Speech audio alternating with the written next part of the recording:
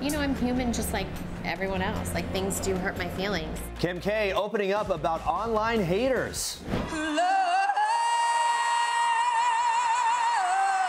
This once blind 16-year-old earned a golden buzzer on America's Got Talent, but wait until you hear the amazing story of how he regained his sight. And we go inside the People cover story.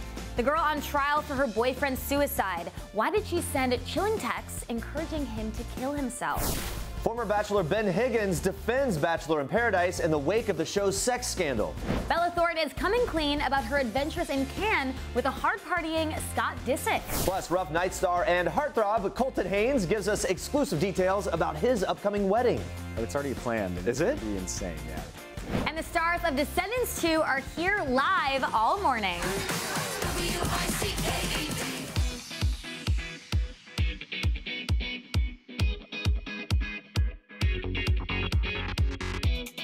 Oh man, very busy show today. Good morning, Facebook Live and People.com. Welcome to People Now. We've got a lot to get to today, including the stars of the highly anticipated Disney Channel original movie, Descendants 2. They're live in studio with Andrea right now. Good morning, everybody. Yes, Jeremy. I am here with China Anne McClain, Dove Cameron, and Sofia Carson. Ladies, hello. Hello. Did you know it is National Strawberry Shortcake Day? Did you know this? I know. I just know. It's still right now. Have you ever made strawberry shortcake before? No. Yes. No. And I can't cook, so it should be fun. Very exciting. We will be making strawberry shortcakes later on in the show with the stars of Descendants 2. And in honor of this sweet day, our Facebook question of the day is, what's your favorite dessert? So let us know in the comments below. And I have to ask you, ladies, what is your favorite dessert? Ooh, you love baking. Pudding. I do love baking. And macarons. Oh, macaroni. I love ice cream, just like I was anything about to say chocolate. that. Just Chocolate ice and cream on everything. Everything I on love it. everything. Ice cream of any I do kind. love them. Oh, it's Like making me gummies. so hungry already. All right, we want your questions for these three lovely ladies, so leave them below. They might just answer them later on in the show. But first, back to Jeremy for some of the top headlines this morning. Yes, cannot wait to eat, that's for sure. So we'll be doing that a little later, but first let's get to this. Here's what you need to know and what's trending today. Former Bachelor Ben Higgins is speaking out in defense of Bachelor in Paradise. Production on the show's 4th season was halted after a producer raised concerns about an alleged sexual encounter between contestant Demario Jackson and a female castmate. On a special episode of his iHeartRadio podcast called Almost Famous, Higgins said, "I was never forced into anything. If I was confused, they would sit with me and allow me to speak my mind and help me process." The former Bachelor and Bachelorette cast member went on to say, "Yes, there is producing that is done. It's a show. There are situations that happen that they need to get something out of, but it's never a forced situation." And Ben's podcasting partner, Ashley I, also defended the show, saying she never saw anything happen that should have been stopped that I thought was morally wrong. That was her quote there. Now, during her time on The Bachelor and Bachelor in Paradise, that's how she felt about the whole experience. And the latest issue of People has more details on the Bachelor scandal. One former Bachelor producer telling the magazine it's par for the course that there is a drunken hookup that went too far. That certainly goes on all the time. The producer went on to say there's a lot of sex on the various shows that happens that never airs. There are cameras everywhere and there's nowhere to hide. So when cast members behave outrageously, they allow themselves to forget there are cameras and just get caught up in the moment. Now, according to that producer, the hookups are largely spurred by the fact that Paradise is, quote, like spring break or summer camp. He adds, producers aren't forcing people to do questionable things, saying that when things have gone too far in the past, producers will generally intervene. He tells people if someone's had a few drinks but seems to know what they're doing, they're probably going to let that go. If someone is passing out or slurring, you're going to take care of them. And he says producers absolutely step in if they think there is something bad going on. Guys, stay on People.com for more on the Bachelor in Paradise investigation as it develops. Now moving on to this, the latest issue of People takes you inside the trial of Michelle Carter, on trial for urging her boyfriend Conrad Roy to kill himself. On July 12, 2014, 18-year-old Conrad Roy III took his own life by inhaling carbon monoxide, and in the days leading up to that deadly decision, his then 17-year-old girlfriend Michelle Carter sent him a series of shocking texts, saying in part, "You're ready and prepared. All you have to do is turn the generator on and you will be free and happy. No more pushing it off. No more waiting." After Roy's body was found inside his pickup truck in a Fairhaven, Massachusetts parking lot, Carter texted a friend and confessed, "I could have stopped it. I was on the phone with him and he got out of the car because it was working and he got scared and I, expletive, told him to get back in." Now 20 years old, Carter is on trial for involuntary manslaughter for allegedly urging Roy to kill himself and faces up to 20 years in prison if convicted. Prosecutors say Carter, who viewed herself as unpopular and friendless, played a, quote, sick game with Roy's life, motivated by a need for sympathy and attention by becoming the grieving girlfriend. According to court documents, Carter was on the phone with Roy for more than an hour as his vehicle began to fill with carbon monoxide, urging him to follow through on the suicide plan that she had helped devise. Classmate Samantha Boardman testified that on the night Roy died, Carter texted her saying, "I heard moaning like someone was in pain and he wouldn't answer when I said his name. I stayed on the phone for like 20 minutes and that's all I heard. Can we do something tonight to get my mind off of it?" But according to a court filing obtained by People, Carter's attorney points out that Roy had allegedly attempted suicide before and that her texts are protected speech that, quote, did not contain anything remotely resembling a threat. The defense has also maintained that Carter sent encouraging texts to Roy, including one that allegedly stated, "You aren't going to get better on your own. You need professional help like me." Psychiatrist Dr. Peter Bregan testified for the defense that Carter had been taking antidepressants at the time of Roy's suicide. Those are drugs that have been known to disrupt the frontal lobe function, according to him. Bregan told the court she's not thinking she's doing something criminal. She found a way to help her boyfriend. Carter's fate now rests in a Massachusetts judge's hands. Stay on People.com for the latest on the trial. And if you or someone you know is considering suicide, call the National Suicide Prevention Lifeline. Well, 2 decades after Tupac Shakur was murdered at the age of 25, a new film called All Eyes on Me is resurfacing the debate surrounding the rap icon's dangerous life and mysterious death. This week's People goes inside the Grammy-winning rapper's rise to global fame and the moment that derailed his success when Shakur was convicted of sexually abusing a 19-year-old fan in a hotel room and was sentenced to 4.5 years in prison. Now, while incarcerated, Marion Suge Knight, founder of Death Row Records, offered to pay for an appeal if Shakur signed to his label. Knight was a known affiliate of an LA street gang, which was at the time locked in a deadly rivalry with the Compton Crips, another gang. According to an LAPD source, Knight and Shakur's agreement put the rapper on a collision course with death. On the day of Shakur's murder, he got into a fight with a member of the Crips, Orlando Anderson, and the LAPD source tells People that in the years since, a former leader of the gang has admitted Shakur's death was revenge for that fight. The source saying, quote, "It was simple retaliation. You mess with one of ours, we will mess with one of yours. If Orlando had never been jumped in the hotel, they never would have killed Tupac that night." The most infamous debate is over whether Shakur's death was the result of the East Coast-West Coast hip-hop feud with rapper Biggie Smalls. But the LAPD source doubts the killings stemmed from the rap rivalry, stating that, quote, "The media blew up the East Coast-West Coast thing." For more on Tupac and the All Eyes on Me movie, pick up People on newsstands Friday. Bella Thorne is coming clean about her adventures in Cannes with Scott Disick and revealing that his hard partying ways were a bit too much for her liking. She's opening up to Complex magazine about the infamous trip, saying, quote, "Scott is really nice, sweet, and charming. I don't drink, and he really drinks a lot. And it just ended up, I just wasn't down. I was like, I gotta leave."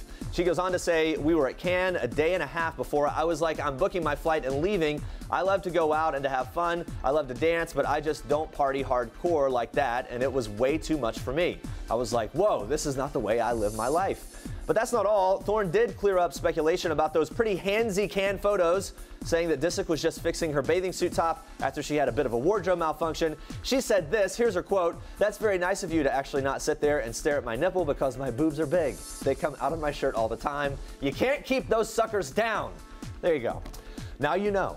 Plus, the Disney Channel alum also revealed how she and the reality star originally met, telling the magazine that she throws a lot of house parties and rapper French Montana showed up to one with Disick. You can always count on Bella Thorne to set the record straight in pretty much graphic detail.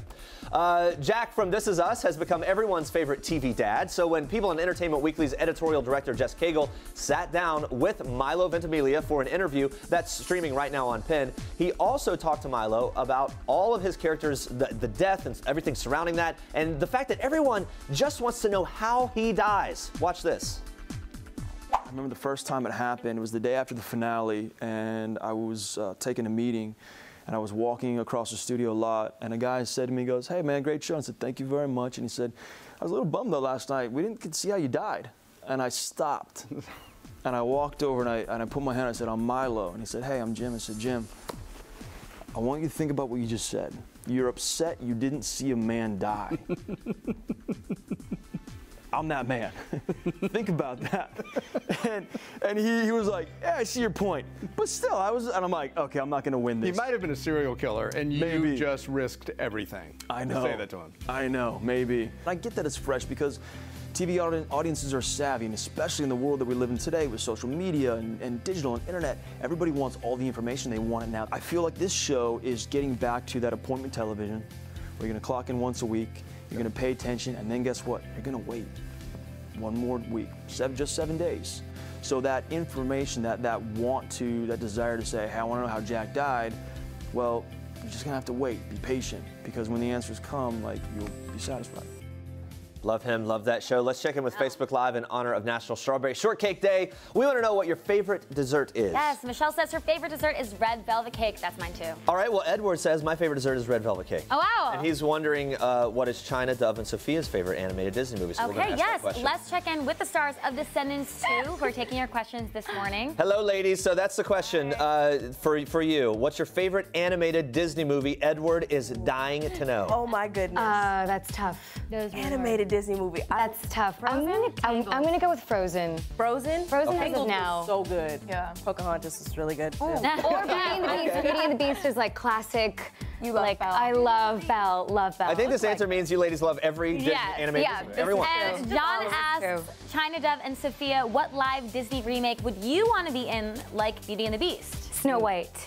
Oh, good one. I'd love to be in Snow White. Princess or I want to do Tangled. You want to do Tangled or Hunchback of Notre Dame. Good one. I love make that film. Really So beautiful. I hope any of these happen. Yeah, I know. I'm excited for that. I hope some producers are taking notes right now. Guys, keep the Facebook comments and questions coming in. We're going to be chatting with the Descendants 2 stars again soon. But first, Andrea, more trending news for us in Star Trek. Yes, Jeremy. Well, we've got some Kim K news in Star Trek this morning. Watch this. You know, you could post something and it'll be a million amazing comments, and then it could be 1 or 2 negative comments that really do affect you and get to you. You know, I'm human just like everyone else. Like, things do hurt my feelings. That's Kim Kardashian West opening up in an interview backstage at the annual Forbes Women's Summit. The reality star, who has a combined 180 million followers on Instagram, Twitter, and Facebook, graced Forbes' cover last year. Kardashian joked about a tweet she sent out after the cover was revealed, explaining how she poked fun at social media haters by writing, "Not bad for a girl with no talent." Besides social media trolls, the reality star also talked about being a role model to young girls. Watch this. Yeah, I mean, I definitely, obviously, have made my fair share of mistakes like everyone else, but I hope to never repeat those mistakes and just learn from what I've done. So if people or young girls or kids can look up to just someone that works really hard and focuses on really what I want and makes that happen, then, you know, I hope that that inspires them. Wise words from Kim K there. The 36-year-old mama also opened up about her family, documenting their struggles on reality TV and a recent trip to Japan, where she jokingly admits that husband Kanye West is not the best photographer. When she asked him to take pictures so she could share them with her fans, the reality star said, quote, "It was such a mess." Hey, at least he tried, right?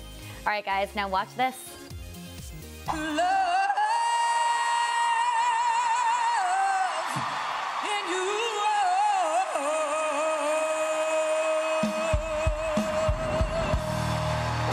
If you can make one wish right now, this second, to make something come true for yourself, what would you wish? Right this second? Yes. Probably the golden buzzer. Well, your wish just came true.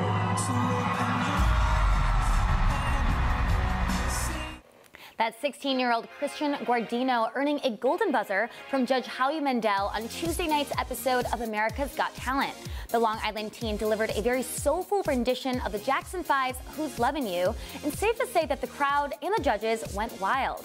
Prior to the performance, Christian and his mom revealed his inspiring journey of being blind for most of his life before an experimental treatment gave him back his sight. The 16-year-old tweeted out to his fans following the episode, writing, "Thank you so much all for waiting so patiently and supporting me and inspiring me through this. Thank you, Howie Mandel, for that golden buzzer." And Howie quickly responded to the singer, tweeting back this adorable gif with the caption, "I'm so happy that your dreams came true." I love that.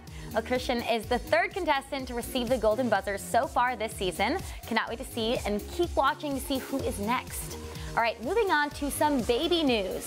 Former reality star Whitney Port is so ready for baby number 1. The gorgeous 32-year-old held a, quote, super casual evening baby shower at the 60 Beverly Hills Hotel on June 9th. Since the couple is waiting to find out the baby's sex, the gender-neutral shower included funky tropical florals made by her sister Ashley. The star further complimented her decor in a beautiful flower-printed dress with statement jewelry. When asked about the Hills baby boom, former co-stars Heidi Montag and Lauren Conrad are also expecting, Whitney says, "We don't really keep in touch. I'm supporting them from afar, but not necessarily in their lives." Well, we certainly cannot wait to meet all these Hills babies. Stay on People.com for all the latest. And those are your Star Tracks for today. Stay with us, guys. Rough Night star Colton Haynes is revealing how his friend Cher got involved with his epic proposal. And we're sitting down live with the cast of Descendants 2, talking dance boot camp, and making some strawberry shortcake, of course. Stick around. This is King Cutie in People. His Royal Highness Prince George Alexander Louis of Cambridge. These are George's parents, George's home, his Nana, the Queen, and his staff of 644 Englishmen. This is George's dog Lupo, who inspired his favorite book, The Adventures of the Royal Dog Lupo, one George will share now that he's a big brother. People. The details make the story. Don't miss this week's People.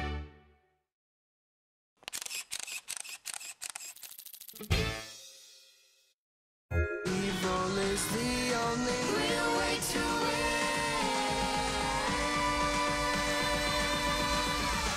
We got all the ways to be. W-I-C-K-E-D. Let's go! We got all the ways to be. We're all loving watching back. That's a scene from Disney Channel's original movie Descendants 2, which picks up where the first movie left off, following the lives of some of our favorite descendants of Disney villains like Maleficent, the Evil Queen, and even Ursula. Descendants 2 premieres on Friday, July 21st. It's our Toyota People pick of the day. Yes, and 3 of the film stars have been with us all morning. Dove Cameron, China Anne McClain, and Sofia Carson. Hello, ladies, again. Hello. So good to see you. So look, the first movie is such a success. Dove and Sofia, did you feel pressure going into number 2? Like, how did that go for you? You know, I think we just feel so lucky and so honored to continue to tell the story. And I personally still can't believe that people are going to be seeing this film so soon. It's so close to our hearts, and we're just so thrilled. I can tell it's close to your hearts, even just from seeing it right there. You guys watching it back, I know.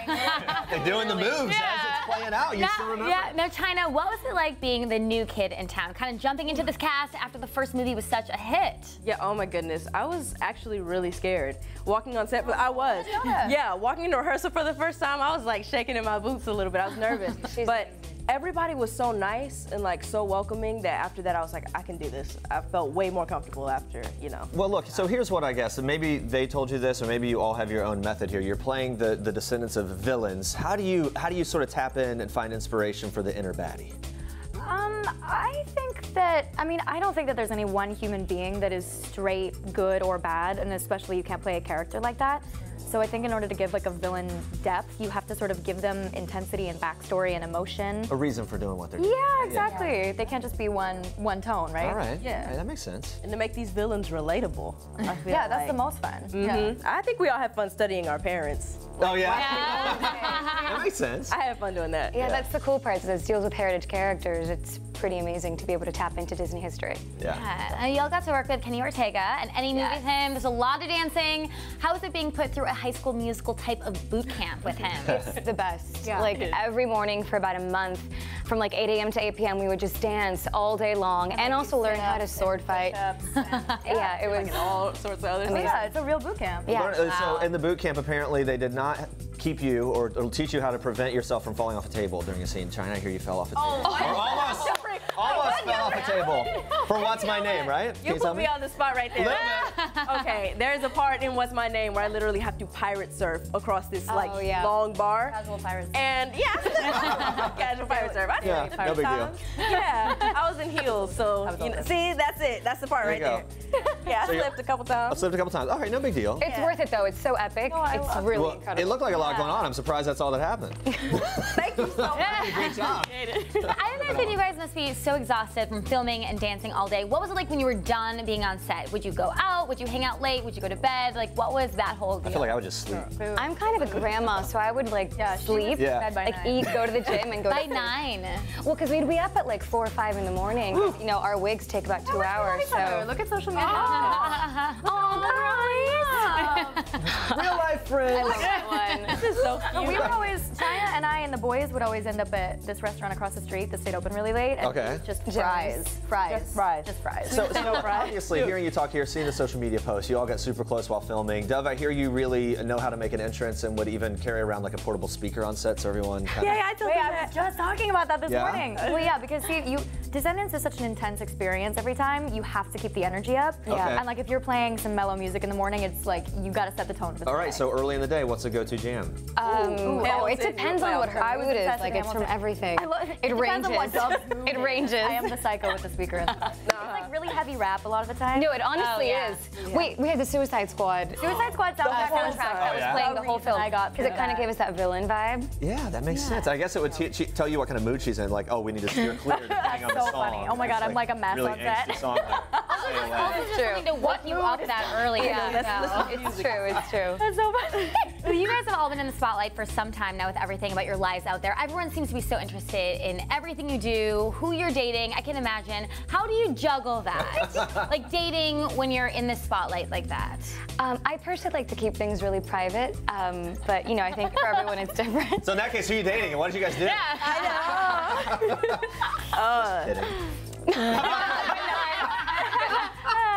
How about for you ladies? There's not much to tell for me. Go ahead, baby. Go ahead, baby. I think when it's the right person, it's actually not that difficult.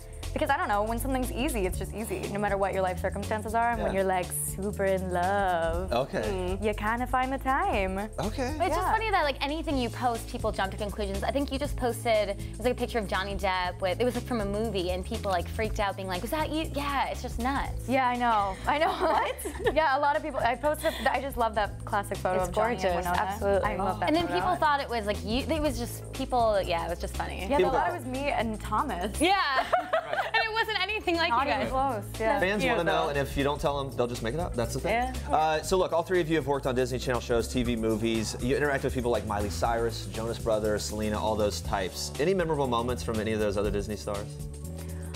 Oh, well, so many. Well, I admired them and growing up so much. I'm on the same record label as Joe and Nick, so I see them all the time. And I actually went to Joe's first launch of Cake by the Ocean before it was released, which was really cool. So they're always really sweet.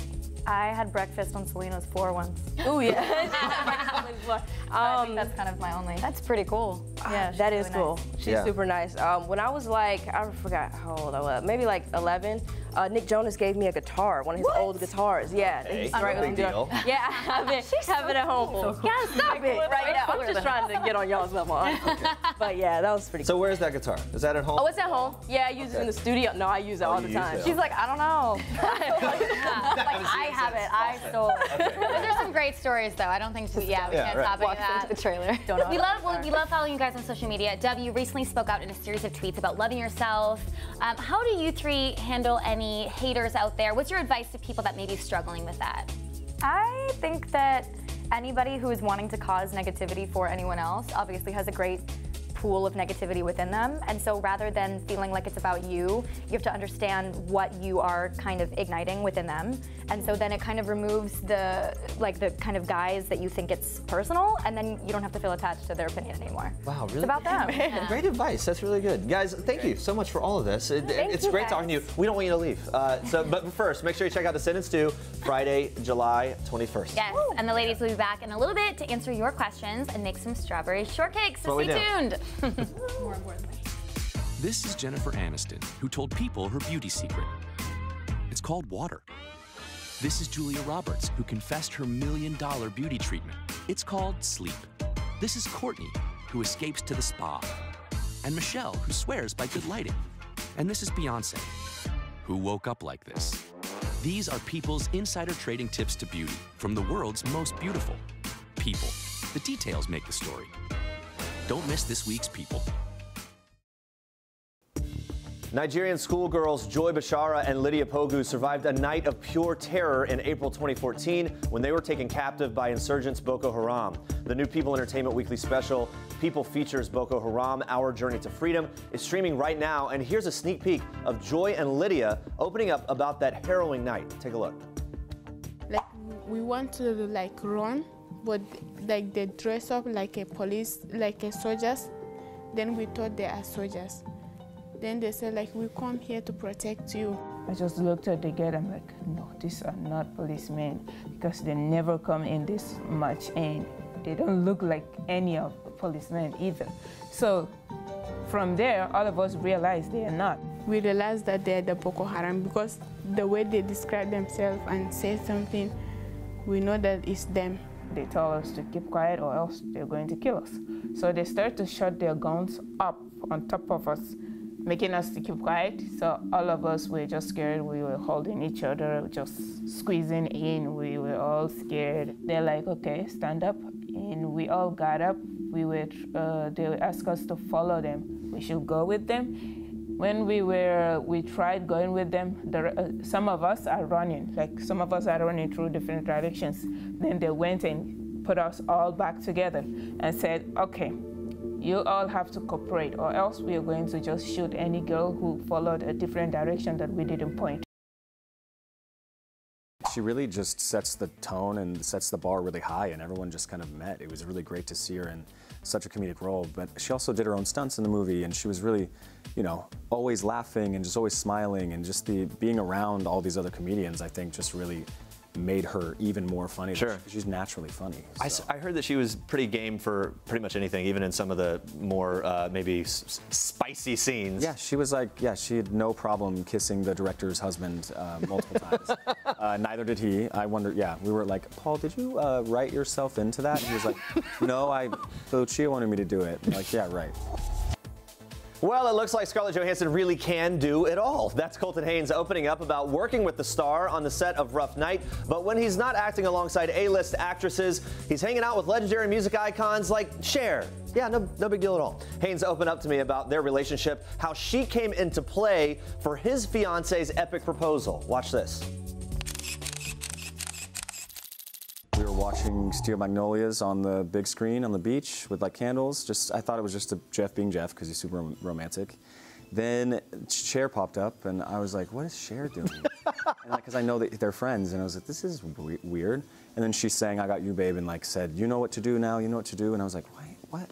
I got you, babe. All right, this is for you. You know what it is. You know what you're supposed to do now. And I was so confused. And he couldn't get the ring out of his pocket, so they kept playing it over and over, and I was like, this is weird. Going on, So right. then it happened, and then fireworks went off, and it was amazing. What is something we would all be surprised to know about the one and only Cher? She's even more beautiful. Well, we wouldn't be surprised to know. I mean, she's more beautiful now at 71, I think, than she was back then, but she's just normal and so awesome, and she's so funny. Yeah. So funny. Her humor is amazing, yeah, so. It's really interesting and just so cool that you guys have that. He's this epic florist, right? Yeah, he's the creative director of the Georges Saint comparison also in LA. So you guys are gonna have the most epic floral designs at the wedding when the day comes. It's already planned, and it's gonna be insane, yeah. Is it like destination wedding type thing? Or no, it's gonna be somewhere in California, and then, yeah, it'll be this year, so we're excited. Are you allowed to give us if there's a theme at all or something of that nature? It's just black and white. That's what I can. Oh, nice. Yeah, very, yeah, red roses, like only red roses. So. Red roses, black and white. Yeah. Already channeling it here. Will Cher be invited to the wedding? Maybe sing the first song. Who knows? I hope. Yeah. Right. I hope so. Makes sense. Yeah. I hope. You never know. This is Jennifer Lawrence in People. This is Jennifer photobombing Taylor Swift and Sarah Jessica Parker and Liam Hemsworth, proving that while we all love the fashion of the red carpet, it's people who steal the show. People. The details make the story.